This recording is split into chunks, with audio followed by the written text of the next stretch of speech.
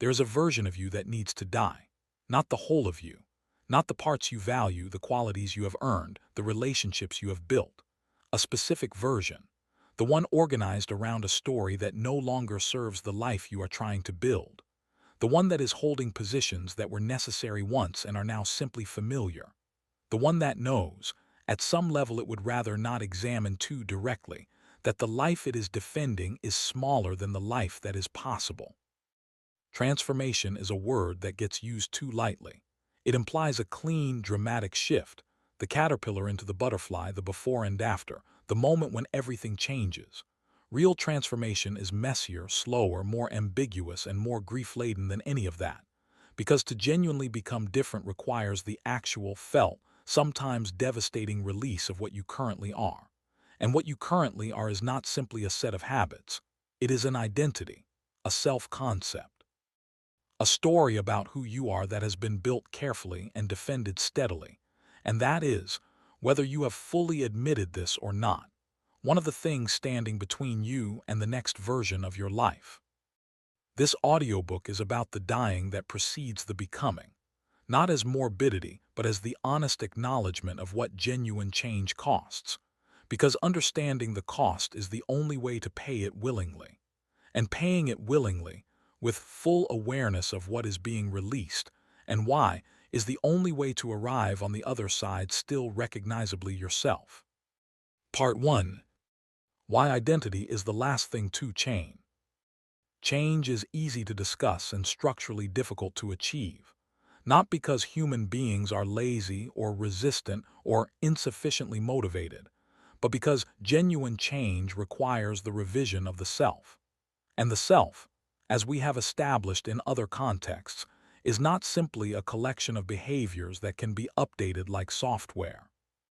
It is a narrative, an ongoing, emotionally reinforced, neurologically embedded story about who you are, that the brain maintains with something very close to the urgency it maintains your physical survival. The neuroscientist Matthew Lieberman has shown that challenges to the self-concept activate the same brain regions as physical pain. This is not a metaphor. Social pain, the pain of being excluded, rejected, or having a fundamental aspect of your identity threatened, is processed by the same neural systems as the pain of a physical injury, which means that the identity revision required for genuine transformation is not metaphorically painful. It is physiologically painful. The brain experiences the dissolution of an old self-story as a genuine injury, and it has the same response to that injury that it has to any injury: inflammation, protection, the urgent drive to return to homeostasis. This is why people can want change desperately, sincerely, with their full conscious will and still not change. Not because the wanting is insufficient, because every time the change approaches the threshold of genuine identity revision, the brain fires its alarm. Danger. This is not who we are. Return to the known configuration. And the return, however uncomfortable the known configuration has become, feels safer than the unknown of a genuinely different self. The psychologist Lisa Feldman Barrett, whose research on the construction of emotion has overturned many of the field's most comfortable assumptions, describes the brain as a prediction machine, constantly generating models of what will happen next based on what has happened before. The identity is, in her framework, one of the most fundamental prediction models the brain maintains. It is the answer to the question, given who I am, what should I expect? Revising that model requires the brain to operate in a condition of genuine uncertainty, without reliable predictions for how the world will respond to this new version of the self. And genuine uncertainty is, to the brain's threat detection systems, indistinguishable from danger. Understanding this changes the frame around personal transformation entirely. The difficulty of change is not evidence of weakness or insufficient motivation. It is evidence of how the brain works. And knowing how the brain works allows you to work with it rather than against it. Not by demanding that the alarm stop. The alarm will not simply stop on request, but by understanding that the alarm is a feature of the transition, not a verdict on its wisdom. And by developing, through deliberate practice, the capacity to hear the alarm and choose to continue anyway. This is the specific courage that genuine transformation requires, not the courage to endure hardship, the courage to remain in genuine uncertainty about who you are for long enough that a new configuration has time to form, the courage to be, for a period, in between, no longer fully the old version, not yet fully the new one. Living in that liminal space without rushing back to the familiar or forward to a premature landing. That is the work that most people cannot sustain, and that the ones who genuinely transform learn to do. Part 2. The Grief of Becoming. Nobody tells you that becoming a better version of yourself involves genuine grief. The self-help industry has a vested interest in presenting transformation as uniformly positive, as gain without loss, as arrival without departure. But the honest account of what genuine personal development feels like from the inside includes something that looks much more like mourning than like celebration. The grief of leaving behind a version of yourself that, however limited, was familiar, that was yours, that held your history and your story, and the particular way you have always moved through the world.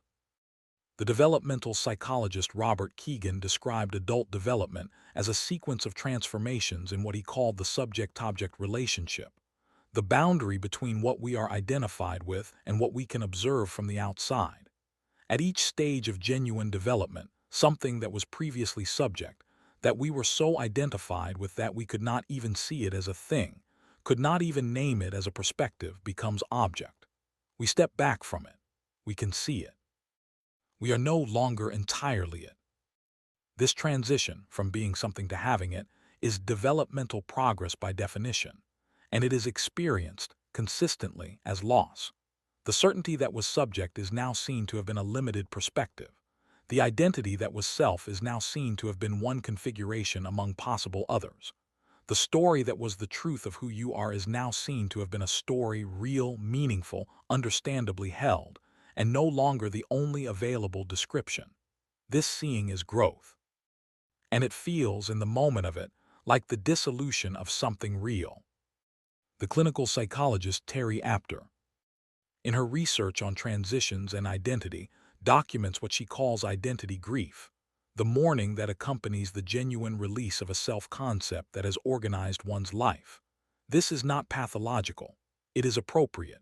When something real is lost, even when it is lost voluntarily, even when the loss is in service of something better, the loss deserves to be felt. The grief of becoming is not an obstacle to the becoming. It is the honest acknowledgement of what is actually happening, of what you are actually releasing. And that acknowledgement, rather than the premature imposition of positivity, is what allows the transition to complete. The practical implication is permission. The permission to feel the loss of who you are leaving behind, without interpreting that feeling as a sign that the leaving is wrong. The mourning of the career that made sense for 20 years and no longer fits.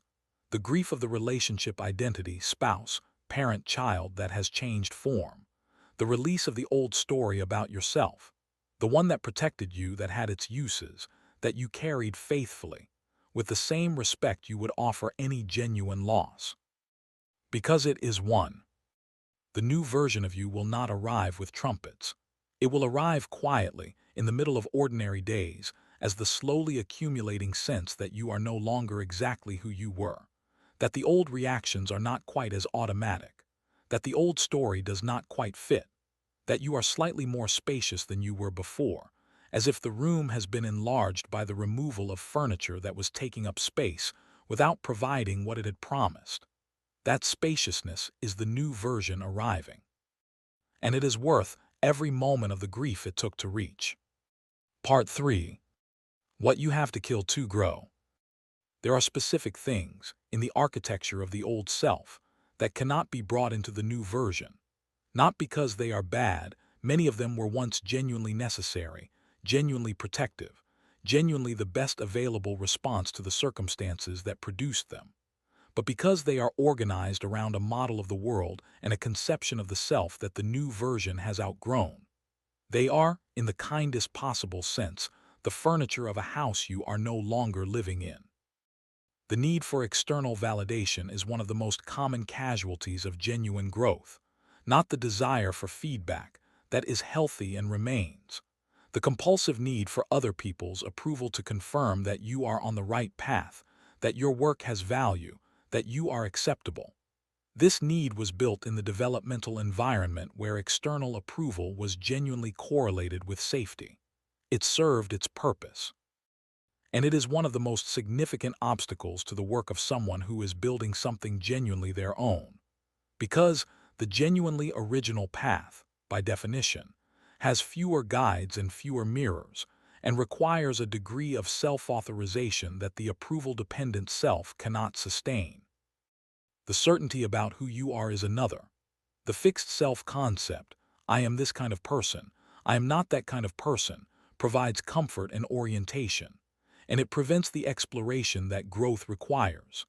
Every significant personal development I have ever observed or experienced has involved, at some point, the surprising discovery that you are capable of something you were entirely confident you were not. The discovery is only possible if the certainty about your limitation is, at least temporarily, held lightly enough to allow the test. The story of the victimhood you have earned is perhaps the most complicated thing to release, because it may be entirely accurate. You may have been genuinely wronged, genuinely damaged, genuinely failed by people and systems that should have done better. The story of that is true, and it deserves to be witnessed.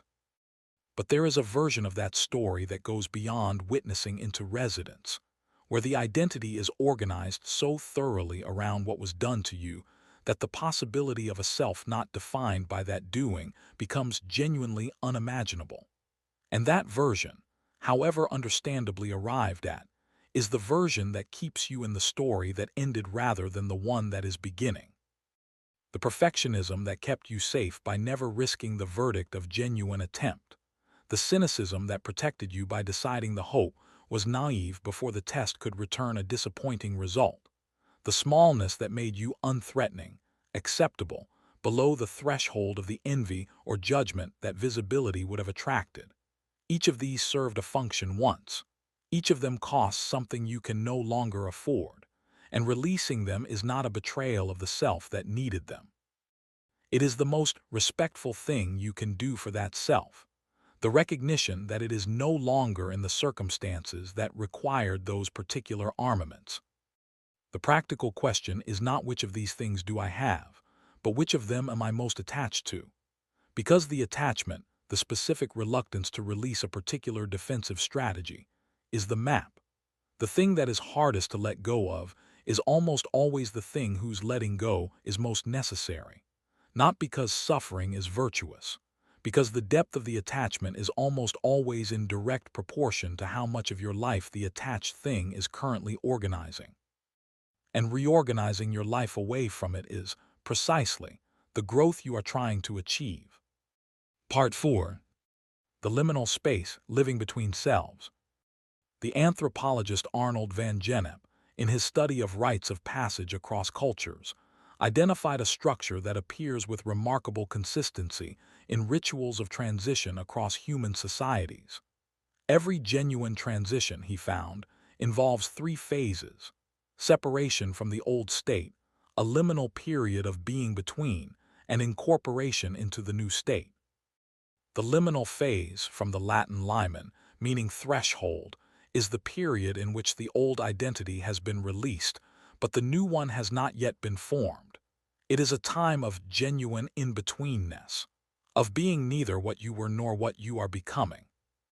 This phase is universally described, across the many rituals and transitions Van Gennep studied, as dangerous, uncomfortable, and necessary.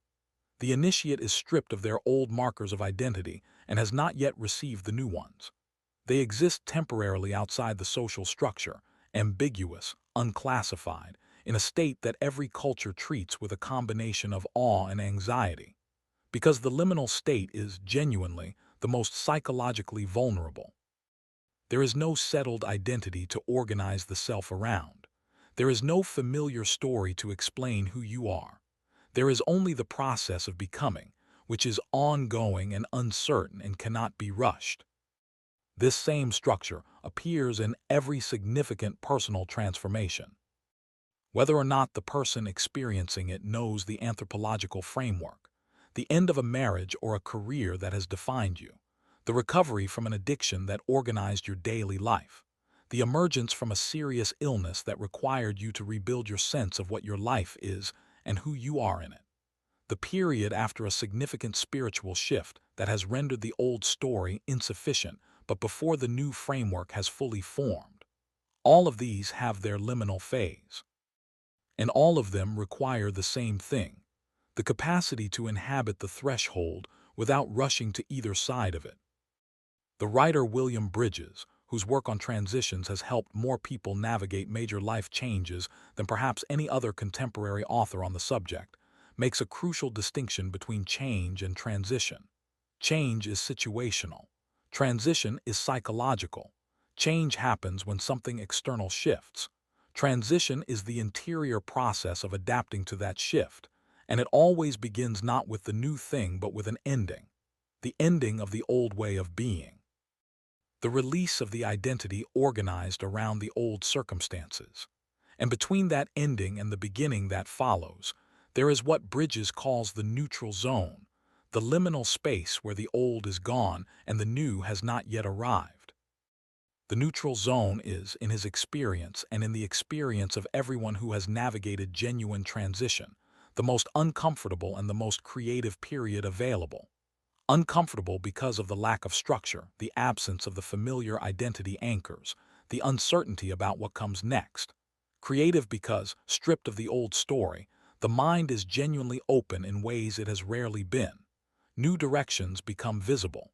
New capacities emerge. New aspects of the self, long suppressed by the requirements of the old identity, find their way to the surface.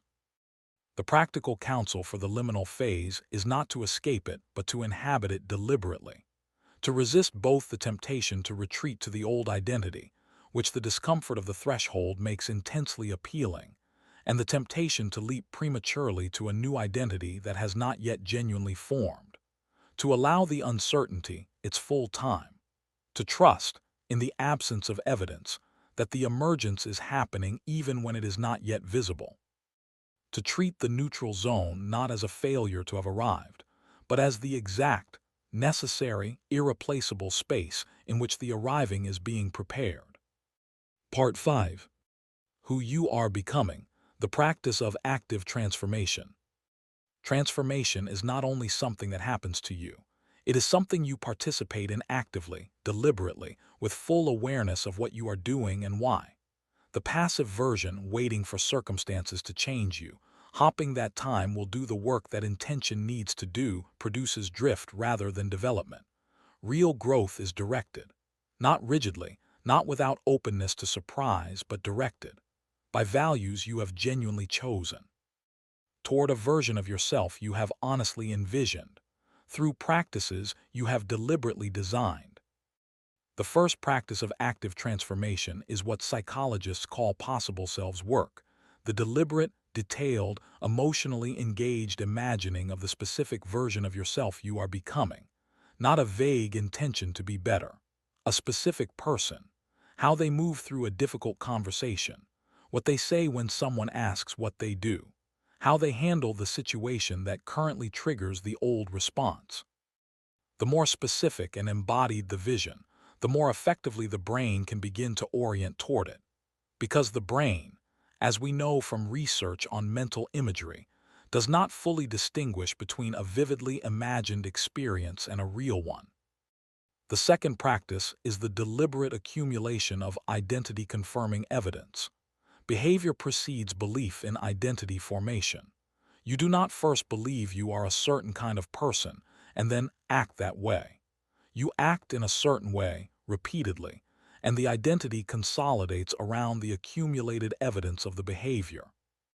Each time you take the action that the new version would take, the honest response, the courageous attempt, the boundary that was previously beyond your capacity, you add a small but real data point to the new identity's foundation.